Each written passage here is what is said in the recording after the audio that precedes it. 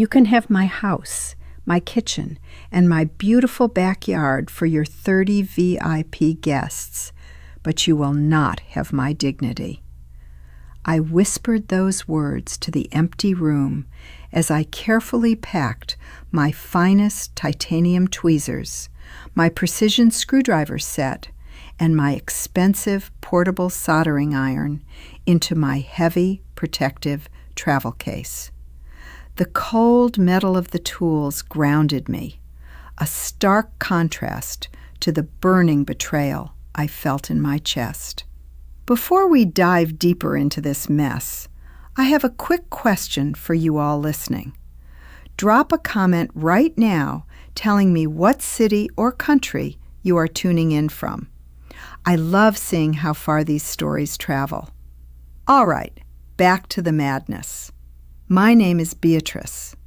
I have spent the last 30 years of my life building a highly lucrative business as a self-taught micro-soldering expert and master of high-end phone and electronics repair. I own my home, I own the state-of-the-art laboratory attached to the back of it, and I own my life. At least I thought I did, until my son Julian married Chloe. From the moment that girl stepped into my home 5 years ago, she looked at my work apron, stained with rosin flux and thermal paste, and decided I was nothing more than the hired help. Chloe was an aspiring wellness lifestyle influencer, a woman who lived for aesthetic Instagram grids and beige linen clothes paid for by my son. She treated my hard-earned career as a dirty little hobby. "Oh, Beatrice," she would coo, handing me her friends' shattered iPhones with that fake, overly sweet smile.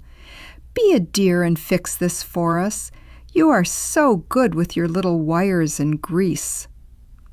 I always did it. I stayed up late, straining my eyes under the microscope, repairing microchips and logic boards for free, just to keep the peace, just to stay close to Julian. But yesterday morning, the final logic board of my patience snapped.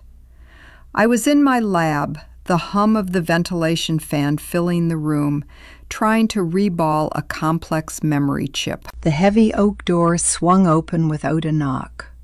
Chloe stood there, a cloud of expensive floral perfume invading my sterile workspace.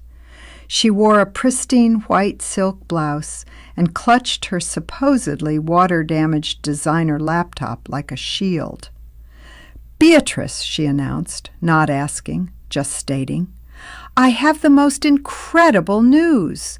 I am hosting a summer wellness and networking retreat right here at the estate, next week.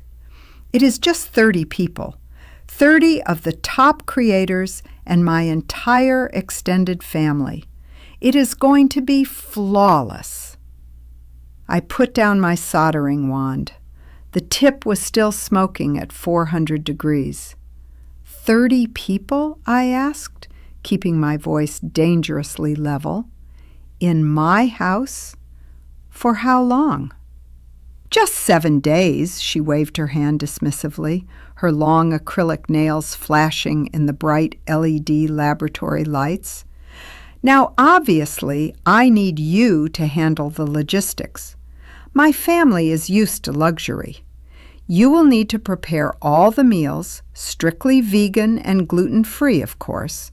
Keep the guest room spotless, and I will need you on standby for tech support.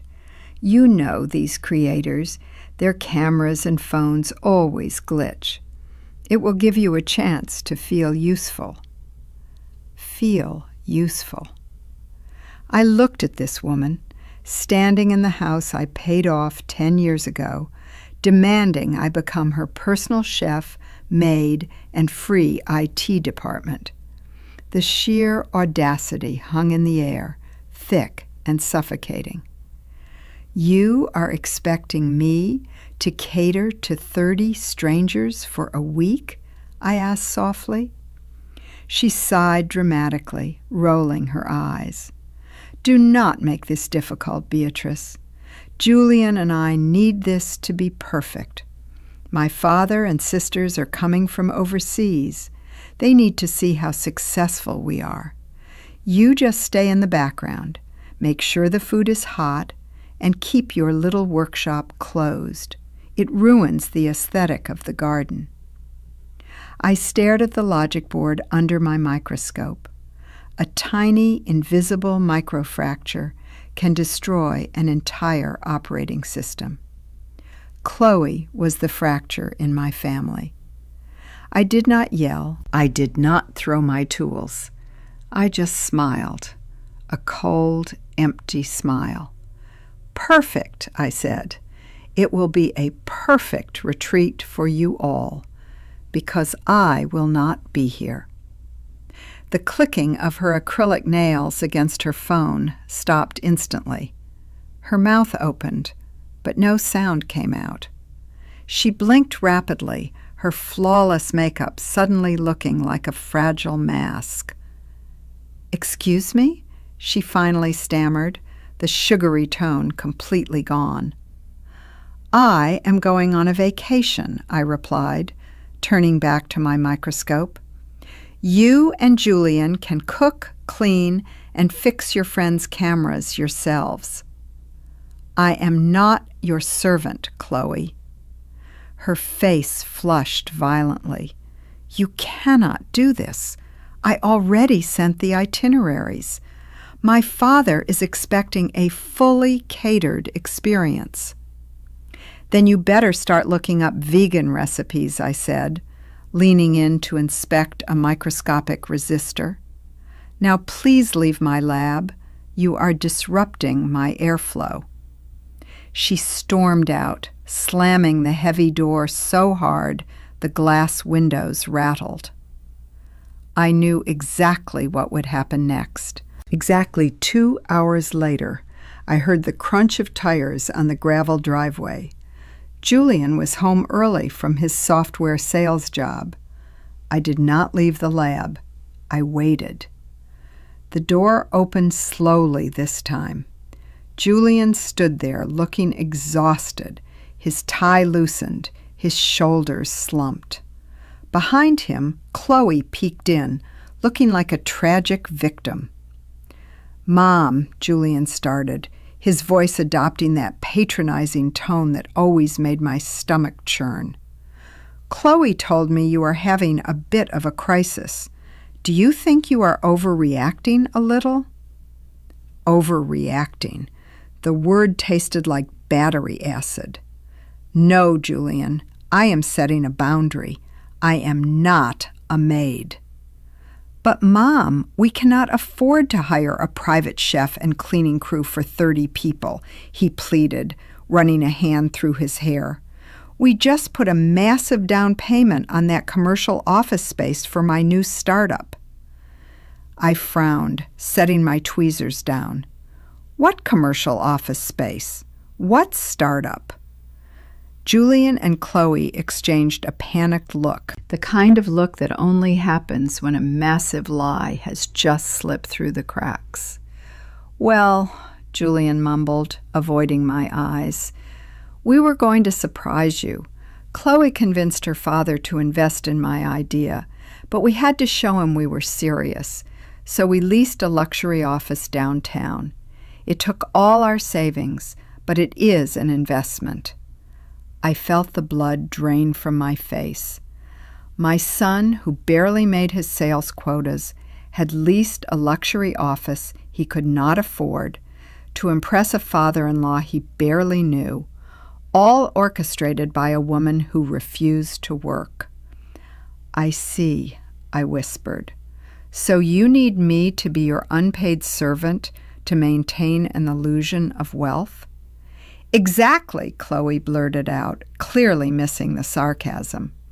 "I knew you would understand, Beatrice. You are so smart." That night, after they went to bed, the house was suffocatingly quiet. I sat at my workbench with Chloe's water-damaged laptop. She had demanded I fix it before the retreat. I carefully disassembled the sleek aluminum casing. The logic board was fried, but the solid-state drive was perfectly intact. I connected her drive to my secure diagnostic computer to run a routine data recovery protocol. I did not intend to snoop, but when the file directories populated on my screen, a folder labeled Julian Financials caught my eye. I clicked it. What I found over the next 4 hours made my blood run colder than liquid nitrogen. Chloe had not just been buying expensive clothes. She had systematically drained Julian's credit. There were secret credit cards maxed out to the tune of $80,000. There were predatory loans. But the worst part, the part that made my hands shake so hard I had to grip the edge of the desk, was an email thread between Chloe and her sister. In it, Chloe detailed a plan to convince Julian to declare me mentally unfit, force me into a retirement facility, and sell my house to cover her secret debts and fund her lifestyle. She referred to me as the stubborn old grease monkey holding up their inheritance. I did not sleep that night. I sat in the dark, watching the cursor blink on the screen. The pain of betrayal gave way to a crystalline, sharp focus. I was not just going to leave for a week. I was going to dismantle her entire fraudulent operating system. The next morning, I packed up my most essential equipment. I drove to a small, dusty coffee shop across town to meet Marcus. Marcus was a former client whose encrypted hard drive I had salvaged from a fire. He also happened to be a ruthless corporate lawyer. We sat in a dark corner booth. The smell of stale coffee and old wood surrounded us. I slid a printed stack of the recovered documents across the table. Marcus adjusted his glasses, his eyes scanning the pages. His jaw tightened. "Beatrice," he said, his voice a low rumble. "This is egregious. She has committed identity fraud, financial abuse, and she is actively plotting to seize your assets." "Can you lock down the house?" I asked, wrapping my cold hands around my ceramic mug. "Bulletproof it, Beatrice. I will draft an irrevocable living trust by this afternoon. The house goes in, and neither Julian nor his wife can touch it. Furthermore, I will draft a formal cease and desist regarding your property rights. What else do you need?" I took a deep breath. "I need you to help me draft an email to her father, Arthur. I want to show him exactly what his daughter is doing with the startup investment he promised."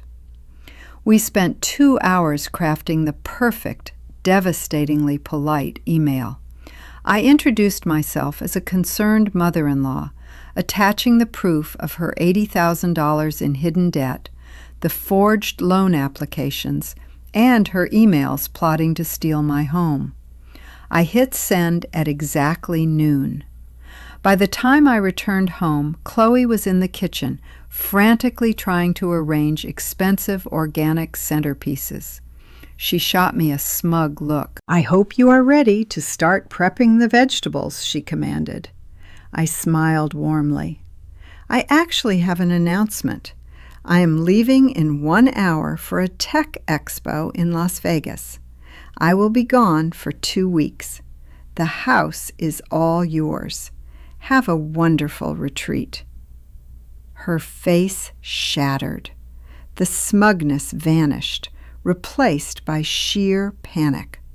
"You cannot be serious!" she shrieked, dropping a vase. It shattered on my ceramic tiles. "My guests arrive tomorrow morning. My father is coming. How will we feed them? Who will clean?" "I suggest you order a lot of takeout and buy a mop," I said calmly, walking past the broken glass. Julian came running down the stairs. "Mom, please, this is a disaster. You cannot abandon us like this." "I am not abandoning you, Julian. I am allowing you to experience the reality you created." I grabbed my heavy travel case and walked out the front door. The Florida heat hit my face, but I had never felt so cold and in control. I checked into a luxury penthouse suite at a coastal resort just 2 hours away. I had no intention of going to Vegas. I wanted to be close enough to watch the fallout. I set up my iPad on the balcony overlooking the ocean and pulled up the feeds from my home security cameras. I poured myself a glass of expensive, crisp white wine and watched the show begin. The next morning at 8 a.m., the driveway filled with black luxury SUVs. The influencers arrived, dragging designer luggage. Then came Arthur, Chloe's father, stepping out of a town car, looking like a thunderstorm in a tailored suit. I turned up the volume on the camera feed. The front door opened. Chloe stood there, wearing a panicked smile, her hair messy, the house behind her clearly unprepared. "Daddy," she squeaked. Arthur did not hug her. He walked past her, his eyes scanning the empty kitchen. "Where is the catering staff?" he demanded, his voice echoing in my hallway. "Where is the business infrastructure you told me about?" And more importantly, Chloe, what in the name of God are these financial statements your mother-in-law sent me? Chloe backed up against the kitchen island, her hands trembling. "What statements? Daddy, I do not know what you are talking about. Beatrice is just crazy. She is having a breakdown." "Stop lying to me," Arthur roared. The influencers in the living room suddenly went dead silent. "You forged documents in your husband's name. You asked me for $250,000 for a startup while you are drowning in $80,000 of secret credit card debt. And you plan to steal this house from the woman who actually owns it." Julian walked into the frame, his face pale as a ghost. "Secret debt? Stealing the house? Arthur, what are you saying?" Arthur turned to my son, his expression a mix of pity and disgust. "You really are a fool, Julian. Your wife has been using you as a credit mule. The investment is completely pulled. My family is leaving. Right now." I watched on the screen as the entire retreat imploded in a matter of minutes. The influencers, realizing there was no free luxury food and no wealthy hosts, began calling Ubers. Chloe collapsed onto the floor, sobbing hysterically, begging her father to stay, trying to blame me, trying to blame the economy, trying to blame anyone but herself. Julian just stood there, staring at the woman he married as if she were an alien. My phone started ringing. It was Julian. I let it ring. He called 10 times in a row. Then came the text messages. "Mom, please answer. Tell me this is not true. Tell me she did not do this." I turned my phone off, finished my wine, and went to the hotel spa for a 90-minute deep tissue massage. I let them sit in the toxic, radioactive fallout of their own lies for 3 full days. I watched the cameras as Chloe packed her bags and left in a taxi, her father refusing to let her stay with him. I watched Julian wander around my empty house like a ghost, finally cleaning up the shattered vase Chloe had dropped. On the 4th day, I drove back. Marcus, my lawyer, met me at the driveway. We walked into the house together. Julian was sitting at the kitchen table, his head in his hands. He looked up, his eyes bloodshot. "Mom," he whispered, his voice breaking. "She is gone." She drained the last of the checking account and left. I walked over and placed a hand on his shoulder. It was not a gesture of comfort, but of reality. "I know, Julian." Marcus placed a thick stack of legal documents on the table. "Julian," Marcus said formally, "these are eviction notices for Chloe, formal separation of asset documents, and a restraining order preventing her from stepping foot on this property ever again. Furthermore, the deed to this house has been transferred into a blind trust.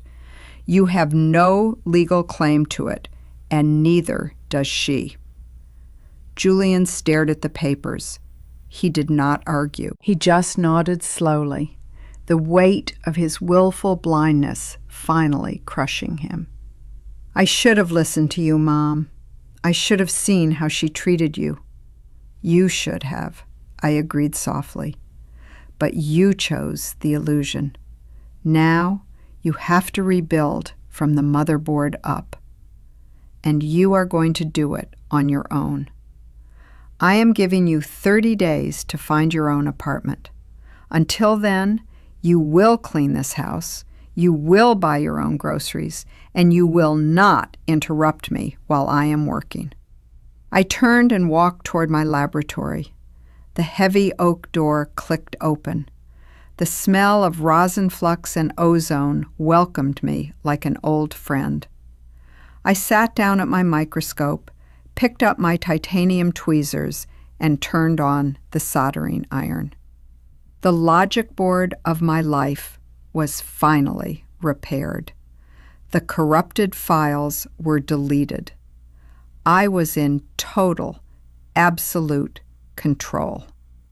So tell me, folks, do you think I went too far by letting her drown in her own lies? Or did she get exactly what she deserved? Let me know in the comments below. And do not forget to hit that subscribe button for more crazy stories.